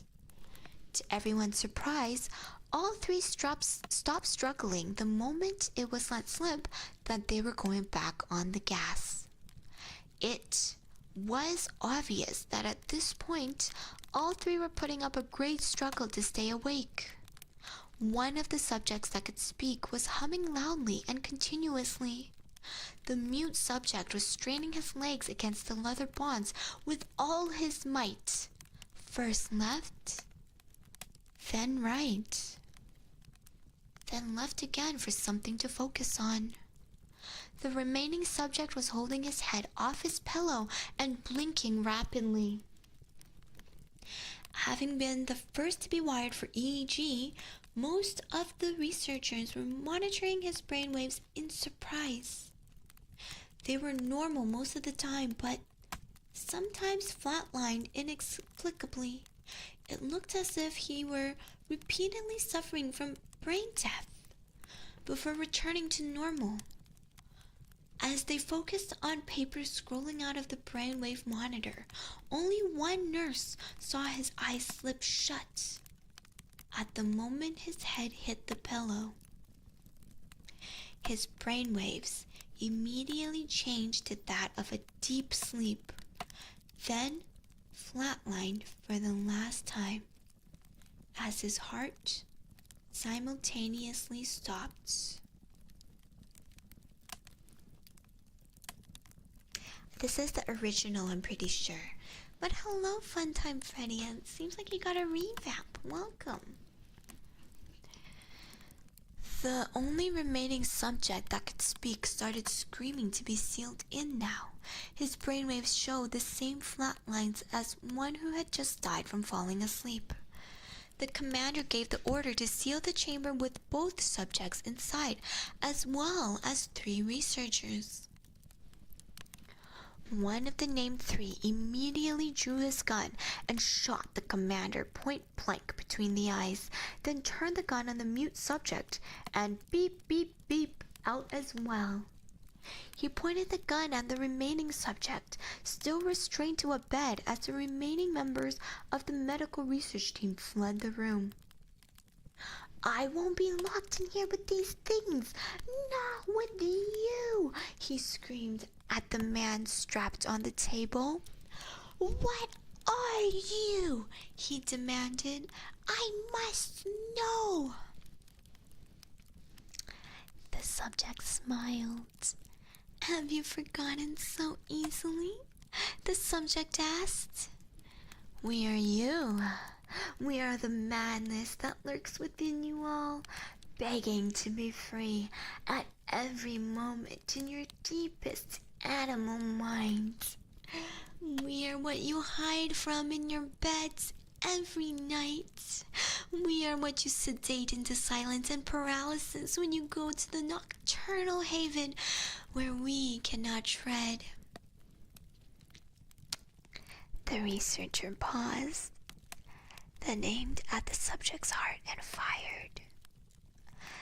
The EEG flatlined as the subject weakly choked out. "So nearly free."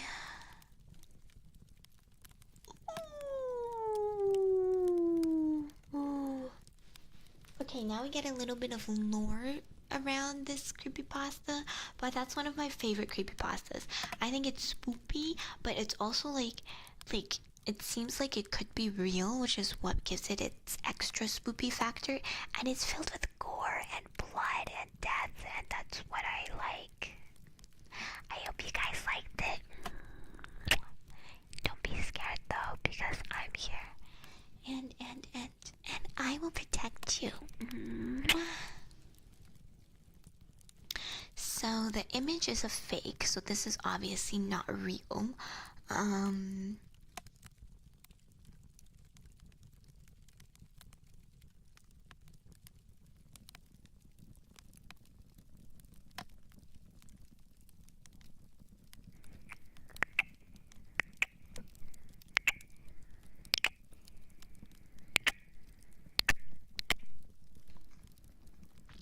Yeah, it was a good one, wasn't it? I really like this. If you're interested in reading up some of the lore behind it, its origins, and whether or not it's real, you can find it on the creepypasta site. But yeah, I like that one. I think it's really spoopy. Good night, Demolisher. Thank you so much for hanging out. I hope you enjoyed the scary stories, and I hope you enjoyed Freddy as well. Bye, friends.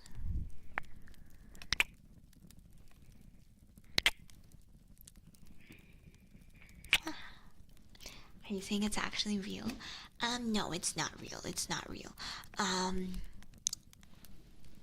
But don't get me wrong. There definitely have been, like, sleep experiments that may or may not be ethical conducted on people, but this particular creepypasta isn't real. Yeah, sorry, I'm just ruining it for all of you. I don't want to scare the kids going to sleep at night, you know?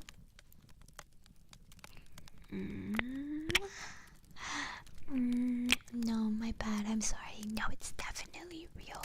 It is so real. I will make it real? Yes, harmless. Don't sleep for 2 weeks and see what happens. I'm just kidding. Please don't do that. You have to take good care of yourself, okay? Take good care of yourself.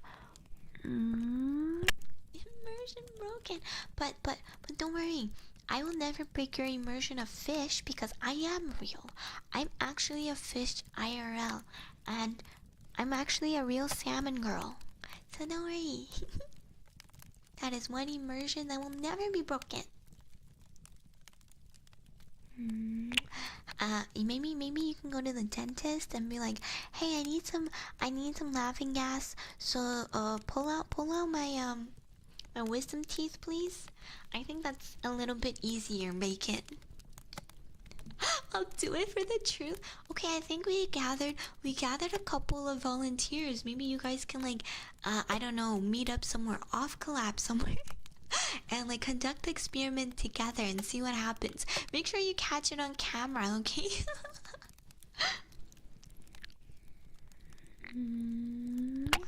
Jesus Christ, 36 hours is a really fucking long time, guys.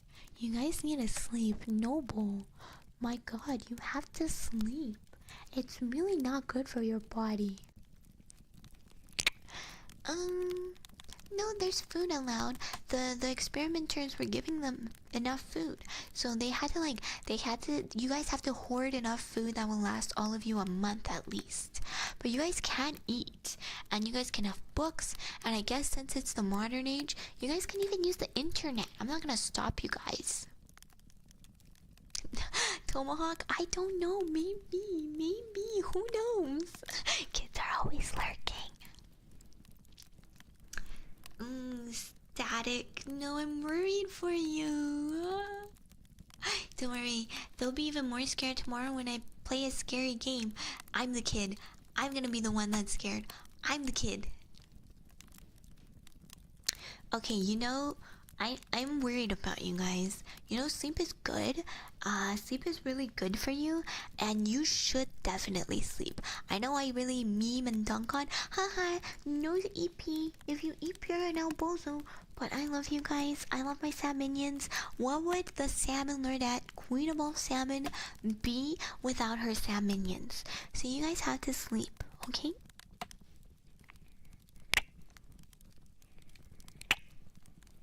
What is up with Five Nights at Freddy's cast being so obsessed with tongues today?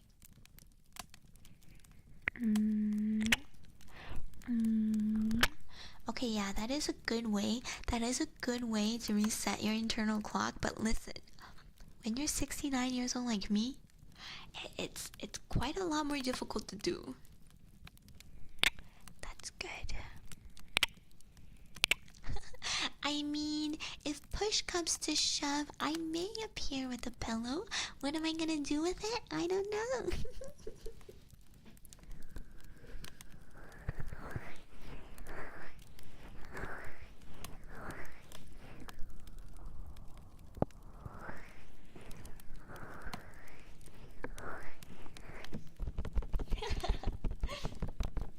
Hehe. Yeah, I'm 69 years old.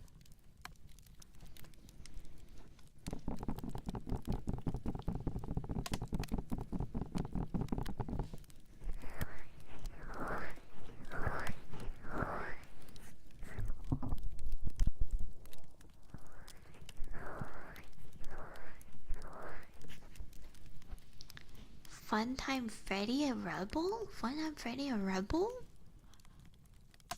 Guys, tomorrow's gonna be so bad for me. I have to go to work, and then I have to play a scary game. Oh my god, it's gonna be the worst day ever. It's gonna be the worst day ever. I'm gonna need you guys to be there, cheer me on, and hold my hand, okay? I'm really bad at scary games.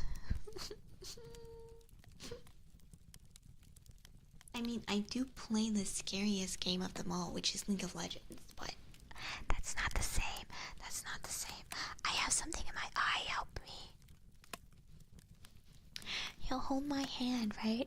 Also, the game is a first-person game, and if you didn't know, I get really motion sick when it comes to first-person games, so I'm gonna fucking throw up. I'm gonna have to take breaks. We're gonna have like short Zatsu breaks. I play for a few minutes. I stop. I talk to chat. I go back to playing the game. Fin holding, but Bacon, I don't have Fin anymore. No more Fin. But my friends live in my balls on my head. I can't drink that. They won't be able to survive.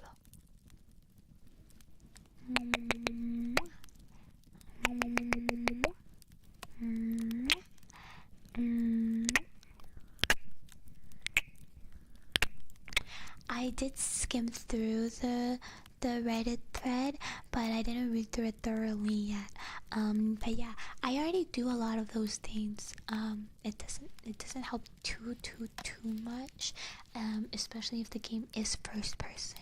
I am just built different. Salmon Lordette, born different. Ayo. Yes, Combo King. Thank you. That's what I need. That's what I need. I love you too, Golden Freddy. Don't let Freddy hear that in the back. Huh? Did somebody say my name? Hi Ryan, don't worry. You're catching the tail end of the stream. Just play blindfolded? Sure, yeah, I'll just close my eyes. That's how I play League of Legends every time anyway. No biggie, I'm used to it. And that's how Lee Sin lives his life. If Lee Sin can do it, I can do it too. I love head pads though. I wish we were still around Twitch so that you guys can do the head pad redeem.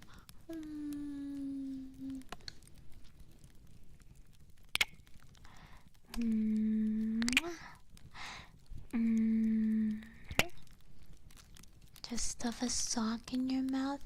I would rather stuff a chicken in my mouth if you catch my drift. I'm trying to be more family friendly, so I can't say the real word, but I would rather have chicken or watermelon in my mouth. Yeah.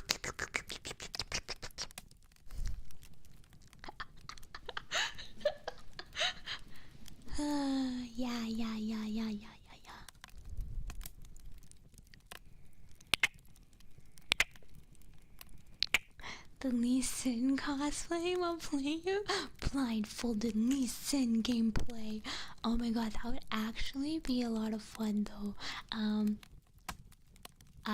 I played Pokemon Scarlet Violet on stream. It was a Nuzlocke, right? So how my Nuzlocke worked was that in every area, I close my eyes and I just run, and the first Pokemon that I encounter, I catch. That'd be my encounter for the area, right? And so many times during that stream, I had my eyes closed and I was just either spinning around in a circle or just completely dodging every single Pokemon in the area. I don't know how I did it, but I did it and it was so silly.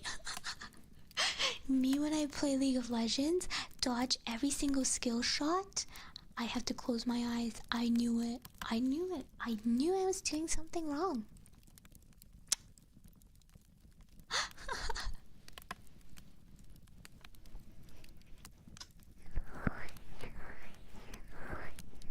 I have to sneeze.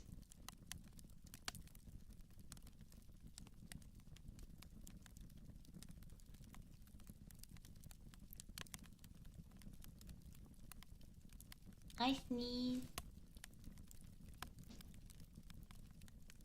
Thank you. I feel very blessed.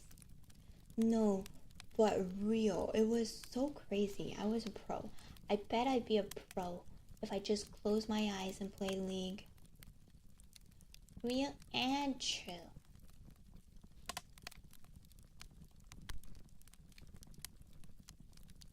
I have to pee.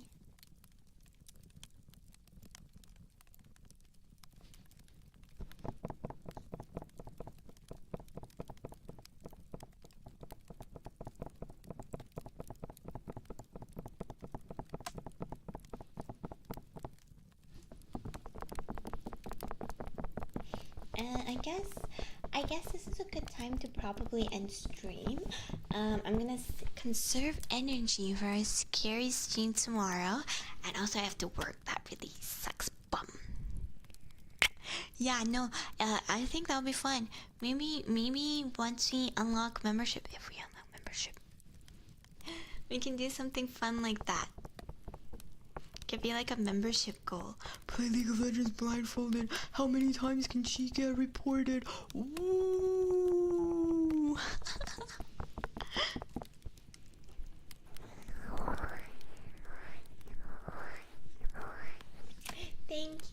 Thank you everyone. Let me see if there's anyone I can raid right now.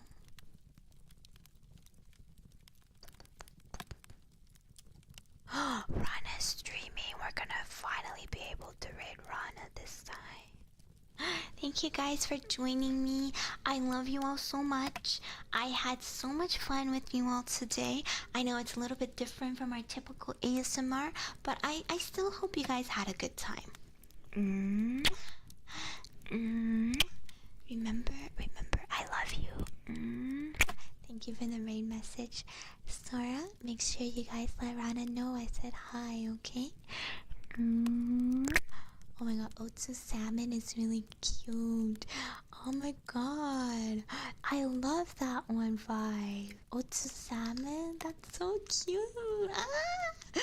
I'll see you later, my friends. I will see you all tomorrow for a silly, scary game. You better be there to hold my hand, okay? Good night, my loves. I'm gonna go to the the ending soon screen, but don't worry, I have the volume turned off this time. I love you. I love you. I love you so much. Good night, my loves. Good night. Don't forget,